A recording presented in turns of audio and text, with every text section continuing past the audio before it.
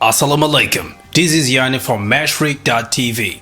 Today, our story is about Biden's win means more Guantanamo prisoners may be released. The oldest prisoner at the Guantanamo Bay Detention Center went to his latest review board hearing with a degree of hope, something that has been scarce during his 16 years locked up without charges at the US base in Cuba. Saifullah Parasha, a 73-year-old Pakistani with diabetes and a heart condition, had two things going for him that he didn't have at the previous hearings: a favorable legal development and the election of Joe Biden.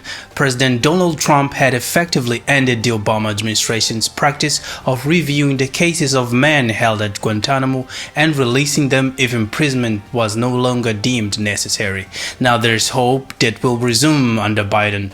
I am more hopeful now simply because we have an administration to look forward to that it isn't dead set in ignoring the existing review process. Parasha's attorney Shelby Sullivan Bannis said by phone from the base on November 19 after the hearing, "The simple existence of that on the horizon, I think, is hope for all of us. Guantanamo was once a source of global outrage and a symbol of US excess in response to terrorism, but it largely faded from the headlines after President Barack Obama failed to close it, even as 40 men continue to be detained there." Trump, in his 2016 campaign, promised to load Guantanamo with some bad dudes, but largely ignored the issue after rescinding Obama's policies. His administration approved a single release, a Saudi who pleaded guilty before a military commission. Of those remaining, 7 men have cases pending before a military commission. They include 5 men accused of planning and supporting the September 11 attacks. Additionally, there are 2 prisoners who were convicted by commission and 3 facing potential prosecution for the 2002 Bali bombing. Commission proceedings, including death penalty cases related to September 11 attacks, have bogged down as the defense fights to exclude evidence that resulted from torture. Trials are likely far in the future and will inevitably be followed by years of appeals. Parasha's attorney raised his health issue, including a heart attack in 2006, at his review board, speaking by secure teleconference with US security and defense agencies.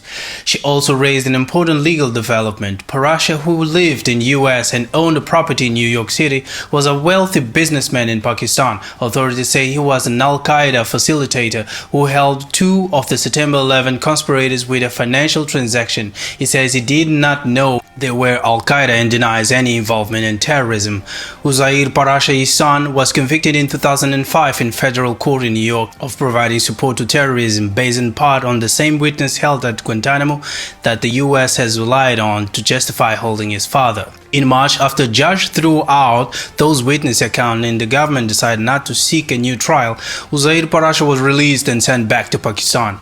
Had his father been convicted in the US, his fate might have been the same. Instead, it will likely be in Biden's hands, and Sullivan Bennett said, "Time is of the essence. It could be a death sentence." This is it for now. Thank you for watching Mashriq.Tv. If you have any queries, you can email us at info@mashriq.tv.